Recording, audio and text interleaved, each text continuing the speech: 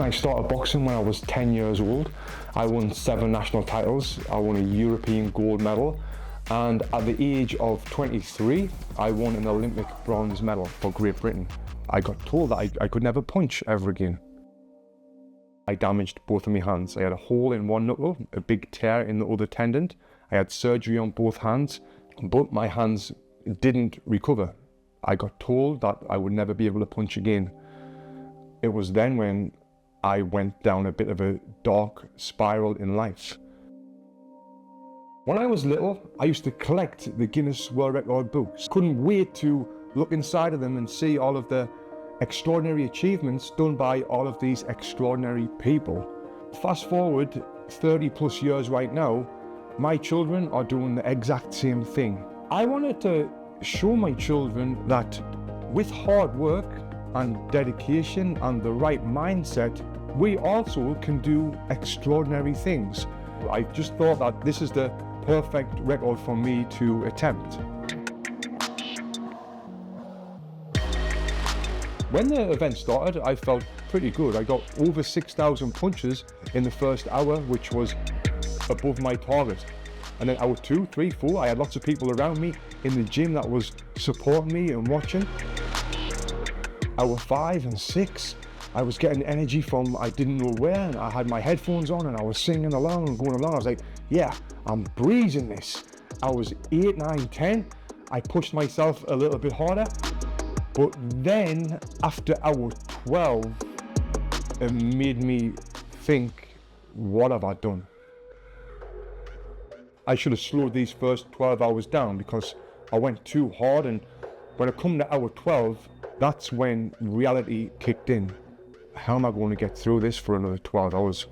And then I went out for hour 13, and it was a really tough hour. I got into hour 14 and I felt good. And then hour 15, I felt good, and I was like, I'm back on track now. And it was great. Hour 17, hour 18. Whoa, and then something happened on hour 19, what really hit me hard. And for some reason, I thought I was starting hour 21. And I said to my wife, only 3 hours left. And she went, 3 hours? You've got 5 hours left. And I turned and I looked at the clock on the wall, and I seen I had 5 hours left. And then by the time I got to hour 21, this was when the fatigue in my shoulders really started to kick in. And I was hurting a lot. Every single punch I was throwing, now it was burning.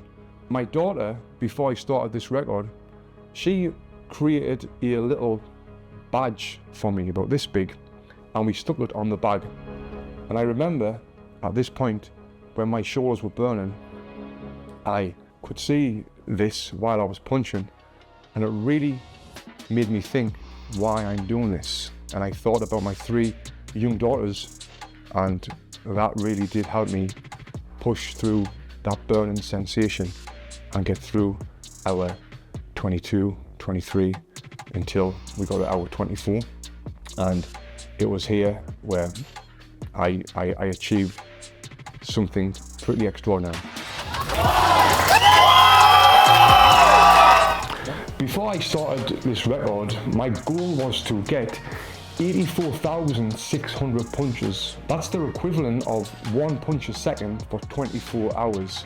The final number that I ended up getting was 147,218 punches, 1.7 punches a second for 24 hours. We as human beings can do what we put our mind to. And this is what I'm telling my kids now. I remember my mom told me, if you want to do things that no one else has done, you've got to do things that no one else does.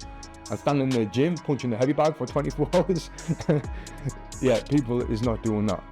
And now that I've done it, I know that my grandkids will probably hear about the time that their great-granddad achieved something pretty spectacular in getting a Guinness World Record.